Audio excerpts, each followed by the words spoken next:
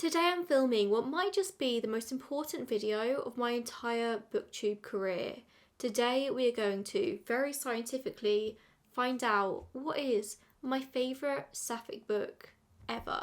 And we're going to do that using a bowl with paper names in and a bracket, an online bracket. What I've done is I've written the names of 16 of my favourite sapphic books ever on little pieces of paper. I've folded them up. I've put them in a bowl. I found a website online where I can make a bracket, you know, like a March Madness bracket, that kind of thing. You'll see it in a second. And we are going to pick names at random, put them in the bracket, have a fight. The sapphic books are going to have a sapphic book off. At the moment, I'm in the middle of filming so many like long-term book videos that take me like 2-3 months to film because I've got to read a certain amount of books for them. So this is just a silly fun time. And you know what videos always tend to be the best? It's never the ones that I do spend months recording and planning. No, it is the videos that I just record on a whim, of course. Right, so here's our bracket. Right now we don't have any names in the bracket, we just have the teams, but we're going to choose our first name. Right, I'm going to mix them up a little bit. And I'm not going to look. First one, book one is Sunburn. These, I'm not going to show you every single one because that's going to take ages. You're just going to have to trust me. Sunburn is our number one book, and you know what? That is a very, very strong contender. Our Wives Under the Sea, also a very strong contender. Mistakes Were Made by Mira Wilsner. Lesbiana's Guide to Catholic School. I have a feeling this is... Oh, this is going to be very tiny. I'm just going to call it Lesbiana's Guide. I have a feeling that's actually the only YA that I included because I wanted to include like all of my favourites or like some of the most famous sapphic books, you know? Those Who Wait by Hayley Cass. Chlorine. That Green-Eyed Girl by Julie Owen Moylan. I love this book. That Green-Eyed Girl is one of the most underrated books I've ever read. I love it so much. Imogen, obviously, I lied. I've got 2 YAs in here, at least. Atmosphere. Have you all read Atmosphere by Taylor Jenkins Reid? It's her newest release, and oh my god. Written in the Stars by Alexandria Bellfleur. Alexandria Bellfleur has a new book coming out in, I think in autumn, and it's like a paranormal sapphic love story, I think. I've got an arc on the way, and I'm so excited to read it. Cleat Cute. Last Night at the Telegraph Club. I'm just going to call that one Telegraph Club. Number 13. Experienced. 7 Husbands of Evelyn Hugo. On the Same Page by Hayley Cass. Delilah Green. Because I clearly can't count, I've actually accidentally done 18 books. What were the last 2? Oh, Bloomtown. That would have been a very strong contender. I did too many. Should I replace something with Bloomtown? No, that's not authentic. Sorry, Bloomtown. And Rosewater. That probably wouldn't be a very strong contender. Oh, I feel like Bloomtown needs to be on there. But it feels wrong to take something off.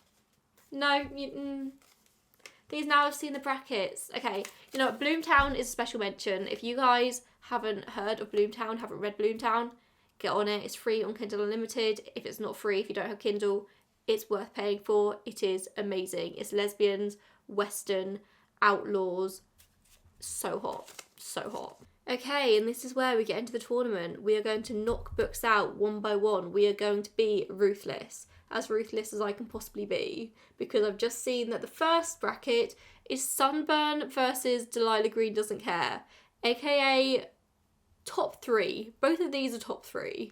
Sunburn versus Delilah Green. These are, like I said, 2 of my favourite sapphic books ever, and if you asked me a year ago, Delilah Green would have probably beaten out any book. I love the Delilah Green Doesn't Care series as a whole, but my favourite of the series is Delilah Green Doesn't Care, aka the first one in the series by Ashley Herring Blake. I love it so much. It's fluffy, sapphic rom-com. I really, really love it. But Sunburn is one of my favourite books of all time. I read that book and I feel like it changed something in my DNA. I think about it all the time.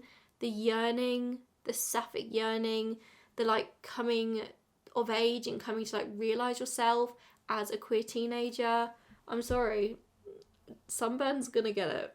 It's gonna win. That's a rough bracket. That is a really rough bracket, but we're gonna go straight down to atmosphere versus Imogen Obviously. Now, Imogen Obviously is a YA that I read in May. I read it in one day. It was so freaking cute. Like, I feel like Becky Abtali as an author can do no wrong. Everything I've read by her, I've really enjoyed. But Atmosphere quickly became my number one read of the entire year. I went into it, I was very hesitant because it's about astronauts, it's about NASA. I'm not interested in space. Space scares me a little bit. And I wasn't that bothered about reading it.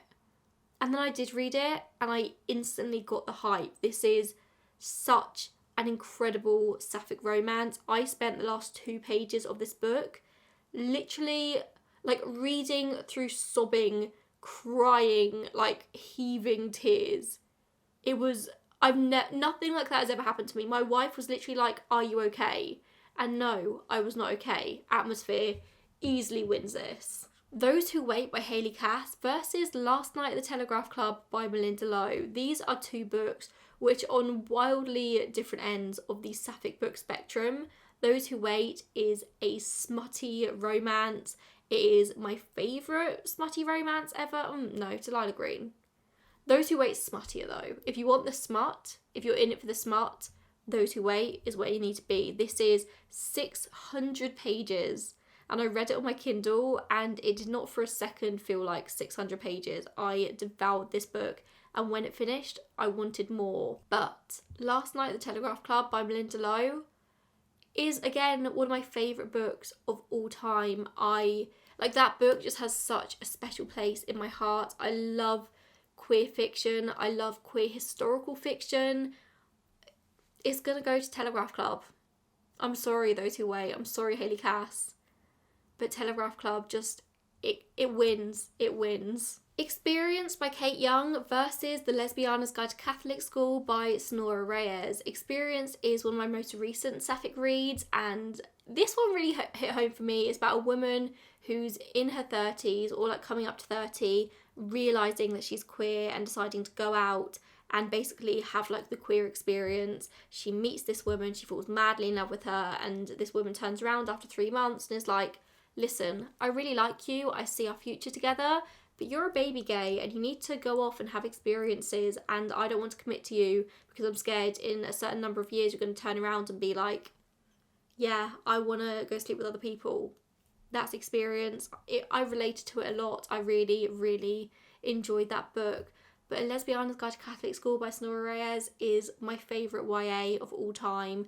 I feel like it's just such an important book for so many young queer teenagers. I just adore it.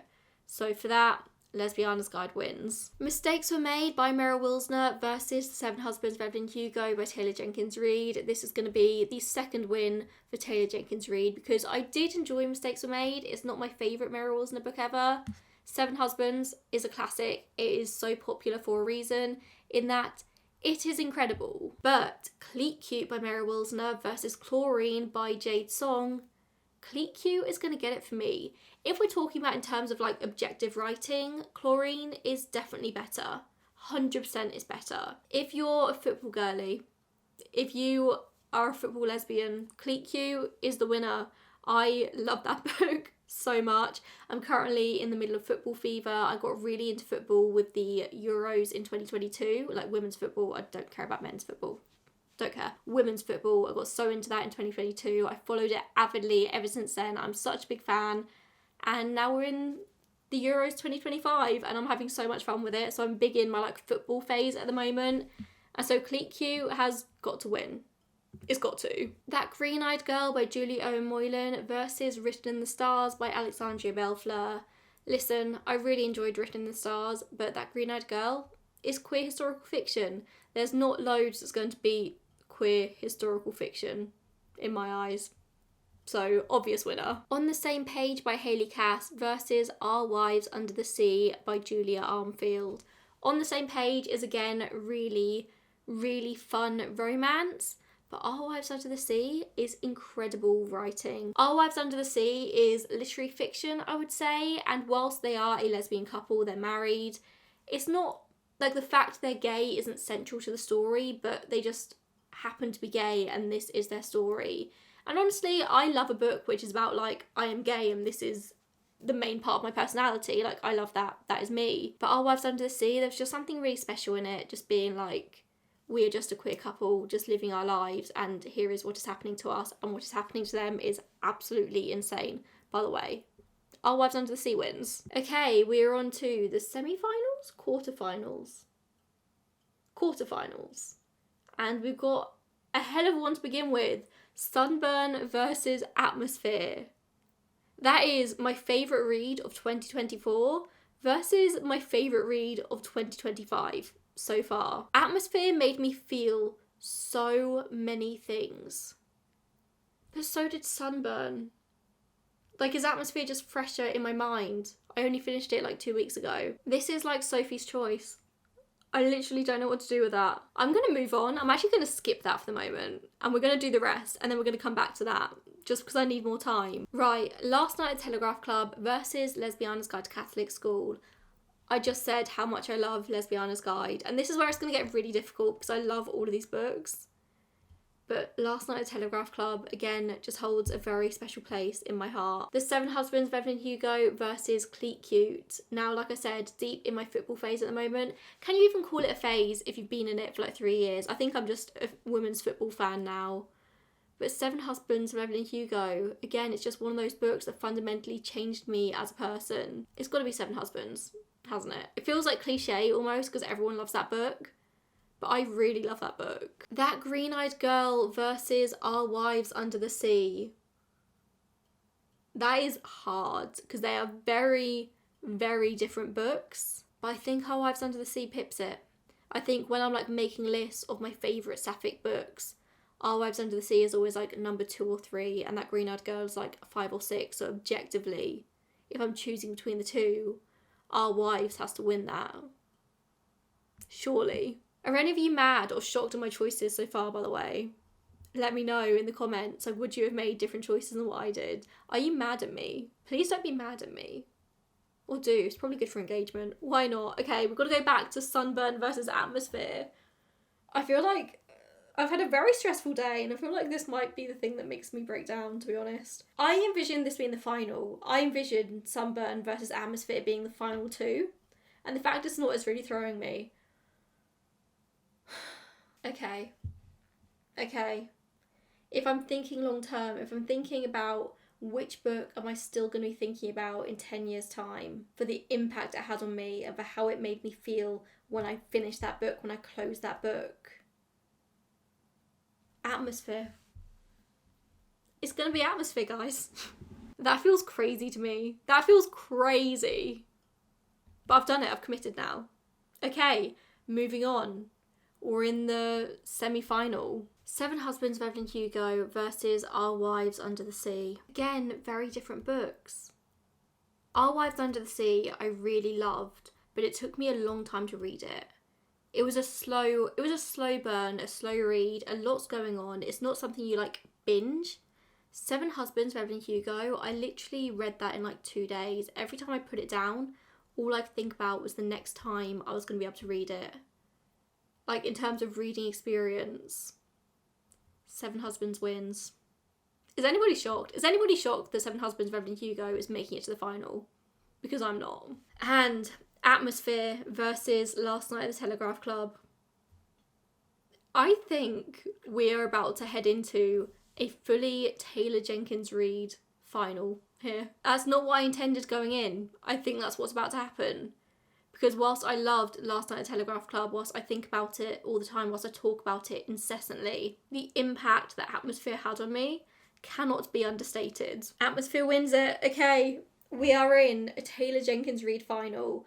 I actually wouldn't even call Taylor Jenkins Reid one of my favourite authors. So this is crazy to me that this is where it's ended up. Also, are we surprised? Because I'm not really surprised. There's just something about the way that Taylor Jenkins Reid is able to write characters, especially women, especially sapphic women. Like, she just gets it. I feel like she understands on like a fundamental level, and she just recently came out as bisexual publicly, so like it makes sense that she understands on a fundamental level. But like, even sometimes you'll read lesbian fiction written by lesbian authors and you won't feel yourself and your experience and your story reflected in the pages. And although I'm never going to be a Hollywood movie star like Evelyn Hugo or a NASA astronaut like Joan and Vanessa, I see myself in her characters, and that is so powerful. And now I've got to choose. And I think for pure emotional impact, for the way I could not put the book down, and maybe it's recency bias. I'm very aware this could be recency bias because this is the most recent book I've read out of all of this. But it's going to have to go to Atmosphere. Atmosphere wins. Oh, I was really hoping there was going to be some sort of like firework animation, something fun happening there. Nothing happened, it just bolded Atmosphere. There you go. That is the video. That is me doing a bracket to choose my favourite sapphic book of all time. Is this scientific? No. If you ask me in 2 months' time, will I say that Atmosphere is my favourite sapphic book? Maybe, maybe not. This just so happens to be the way the cookie is crumbled, and if Bloomtown was in this bracket, would we be here right now? I don't know if we would be. But here is where we are. Atmosphere by Taylor Jenkins Reid. If you haven't read it, please, I beg you, read it. Apparently if you like know science and you know space and you know NASA and stuff, apparently it's not very well written, apparently it's not very well researched, but as somebody who knows nothing about any of that stuff, I was reading it like, wow, she knows so much about space. I thought it was so cool. I love the book so much. Okay, thank you for watching. Thank you for watching this silly little video, and I'll see you soon in the next one, whenever that may be. I'm hoping next week. I'm hoping I'm going to have my Lesbian Reads Sapphic Romantasy video out next week. But I still need to read the books, so we'll see. Okay, thanks for watching. Love you, bye! Comment, please comment, subscribe, all that stuff. Bye.